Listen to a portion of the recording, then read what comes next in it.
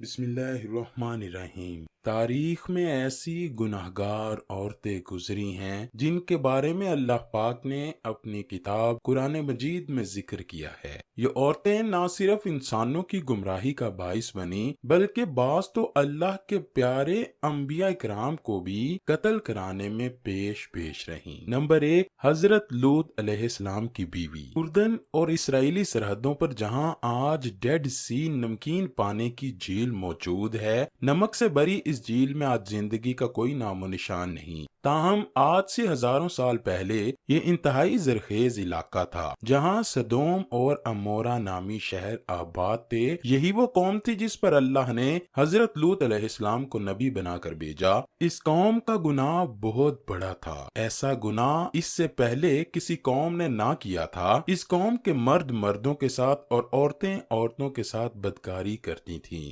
حضرت لوط علیہ السلام کی بیوی جس کا نام وائلہ تھا، وہ بظاہر تو حضرت لوط علیہ السلام کی بیوی تھی، لیکن وہ اندر سے کافروں کے ساتھ ملی ہوئی تھی۔ وہ اپنی قوم کا ساتھ دیتی تھی۔ اس بیوی کے لیے اور کیا بد نصیبی ہوگی کہ یہ عورت ساری زندگی ایک نبی کے ساتھ رہتے ہوئے بھی اللہ کے حکم کی نافرمان رہی۔ جب حضرت لوط علیہ السلام کی قوم نے آپ کی باتوں کو ماننے سے انکار کیا تو اللہ کے فرشتے ان نوجوانوں کی صورت میں اس بستی میں ظاہر ہوئے جو حضرت لوط علیہ السلام کے گھر میں قیام پذیر ہوئے۔ حضرت لوط علیہ السلام کی بیوی جو اپنی قوم سدوم کے ساتھ ملی ہوئی تھی، اس نے جا کے اپنی قوم کو بتا دیا کہ نوجوان ہمارے گھر ٹھہرے ہیں۔ ان لوگوں نے حضرت لوط علیہ السلام کے گھر کو چاروں طرف سے گھیر لیا۔ اس پر فرشتوں نے حضرت لوط علیہ السلام کو ان کی قوم پر عذاب لانے کی خبر سے آگاہ کیا اور آپ علیہ السلام کو حکم دیا کہ آپ اپنے گھر والوں کو لے کر یہاں سے نکل جائیے۔ حضرت لوط علیہ السلام ابھی راستے میں ہی تھے کہ ان لوگوں پر اللہ کی طرف سے پتھروں کی بارش ہونا شروع ہو گئی۔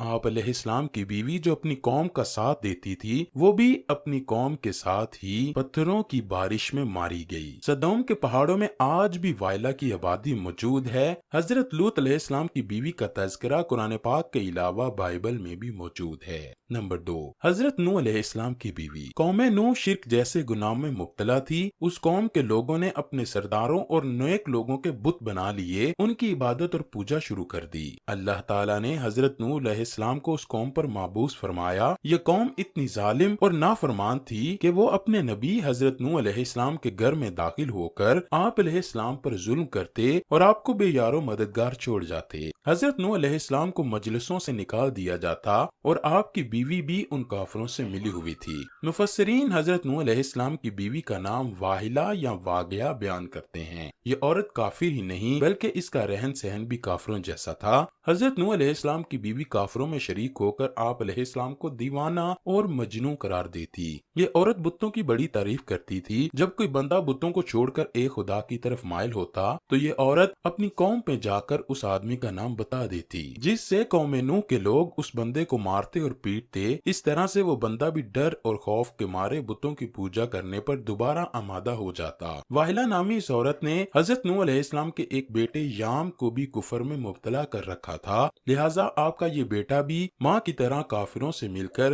آپ علیہ السلام کی مخالفت کرتا تھا۔ اللہ تعالیٰ نے اس عورت کی بدبختی قرآن پاک میں بیان کی ہے اور اس کی تفسیریں احوال بابل میں بھی درج ہیں۔ جب اللہ پاک نے حضرت نوح علیہ السلام کی قوم پر سیلاب کا عذاب نازل کیا تو آپ علیہ السلام کی بیوی اور نافرمان بیٹا یام بھی اپنی قوم کے ساتھ برباد ہو گئے۔ نمبر 3، دلائلہ۔ دلائلہ وہ عورت ہے جس کا نام کئی صدیوں سے بے وفائی اور دغا بازی میں بہت مشہور رہا ہے۔ دلائلہ کا ذکر قرآن پاک اور بائبل میں پڑھنے کو ملتا ہے۔ واقعہ کچھ یوں ہے کہ حضرت موسیٰ علیہ السلام کی وفات کے بعد بنی اسرائیل کی قوم عمالقہ کی محکوم بن چکی تھی، تو اللہ پاک نے اس قوم میں بہت ہی طاقتور لڑکے کو پیدا کیا جس کا نام سیمسن تھا۔ سیمسن اس قدر طاقتور تھا کہ وہ اکیلا ہی 1000 بندوں کا مقابلہ کر لیتا تھا۔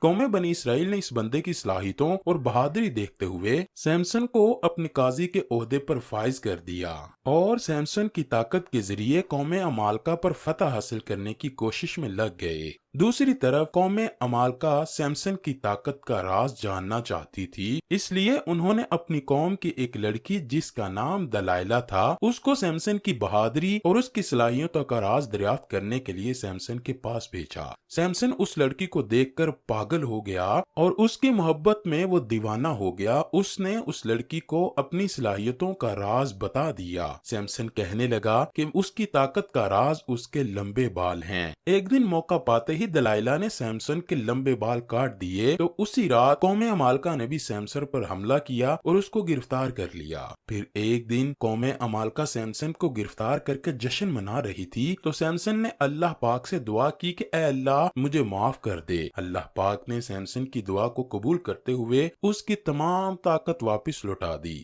जिस सतून के साथ सैमसन को बांधा गया था, सैमसन ने उस सतून को अपनी ताकतों से खींचा तो सारे का सारा महल जमीन बोस हो गया, जिसके नतीजे में दलाइला और कौम अमालका के बेशुमार लोग मौत की घाट उतर गए। नंबर 4, जेज़ेबिल। जेज़ेबिल लबनान के बादशाह की बुत परस्त बेटी थी। इसकी शादी कौम बनी इसराइल के बादशाह अखयब से हुई थी। जेज़ेबिल ने न सिर्फ अखयब को बुत की पूजा पर लगाया, बल्कि तमाम रियासत में एक खुदा को मानने की बजाय बेशुमार बुत बना दिए गए, ताकि लोग इन बुतों की पूजा करते हुए गुमराही से बाहर ही ना निकलें। एक दिन कौम के नेक बंदे यिर्मयाह अलैहिस्सलाम ने जेज़ेबिल और उसके शोहर को कहा कि तुम सब लोग बुतों की पूजा करने की बजाय एक खुदा की इबादत किया करो, इसी में तुम्हारी भलाई है। उस जालिम औरत ने हजरत यिर्मयाह अलैहिस्सलाम के साथ खड़े एक बूढ़े पर शदीद वार किया नेज़े से, जिससे वो वहीं पर शहीद हो गया। तो हजरत यिर्मयाह अलैहिस्सलाम ने उस औरत को बददुआ दी, बहुत जल्द तेरे हसीन और जमील बदन को कुत्ते नोच नोच कर खाएंगे। इसके बाद अल्लाह पाक ने उस कौम पर हजरत इलियास अलैहिस्सलाम को भेजा। ताहम ये मलका ईमान लाने की बजाय आप अलैहिस्सलाम को भी मारने के लिए तैयार हो चुकी थी।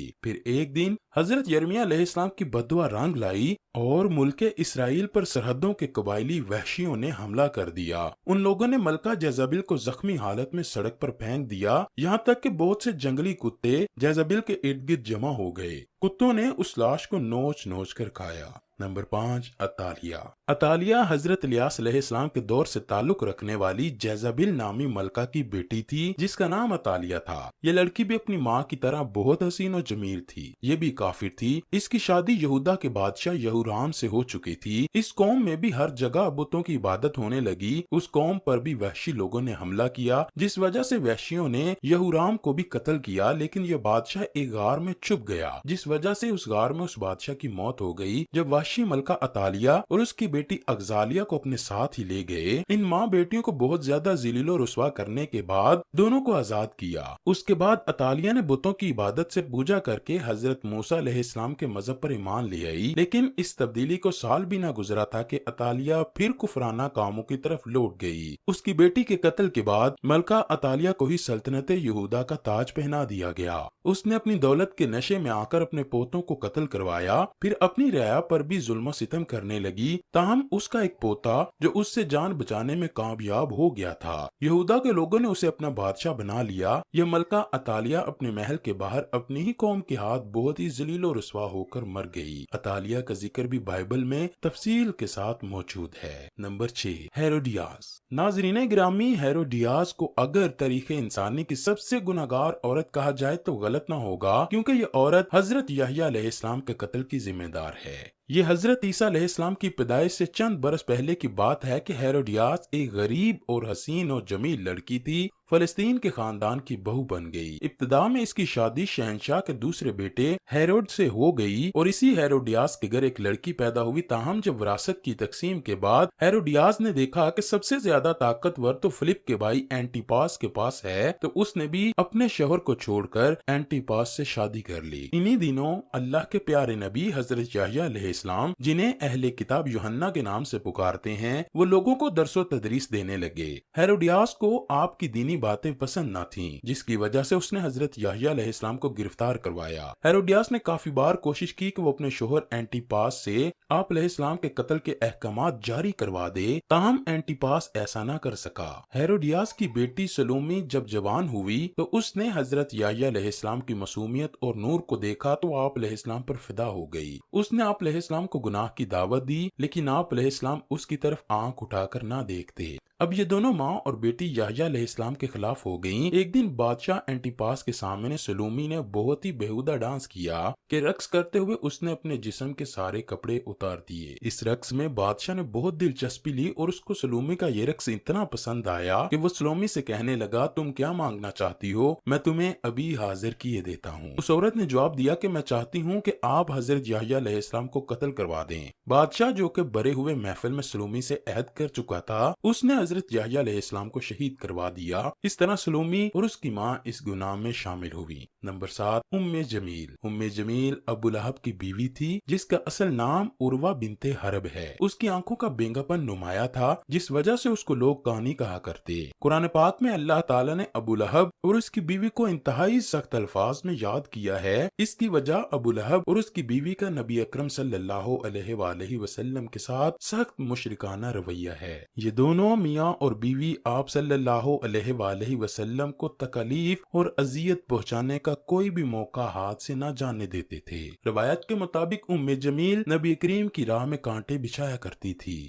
جب سورہ لہب نازل ہوئی تو ابو لہب کی بیوی غصے سے بے قابو ہوئی اور بہت ہی بڑا پتھر اٹھا کر مکہ میں رسول کریم کی تلاش میں نکل پڑی۔ یہ کعبہ میں حضرت ابو بکر کے سامنے اس حالت میں آئی کہ اس کے منہ سے جاگ نکل رہی تھی۔ یہ نبی کریم کے خلاف انتہائی نازیبا الفاظ بولتی رہی۔ حالانکہ آپ صلی اللہ علیہ وآلہ وسلم اس وقت حضرت ابو بکر کے ساتھ ہی موجود تھے، لیکن اللہ تعالیٰ کی رحمت و کرم سے ام جمیل آپ صلی اللہ علیہ وآلہ وسلم کو دیکھ ہی نہ سکی۔ وہ وہاں سے گھر کی طرف روانہ ہو گئی۔ بے شک ام جمیل تاریخ کی بدبخت ترین خواتین میں شامل ہے، کیونکہ اس نے نبی آخر الزماں سرور کائنات وجہ تخلیق کائنات حضرت محمد صلی اللہ علیہ وآلہ وسلم کو بے شمار تکلیفیں پہنچائیں۔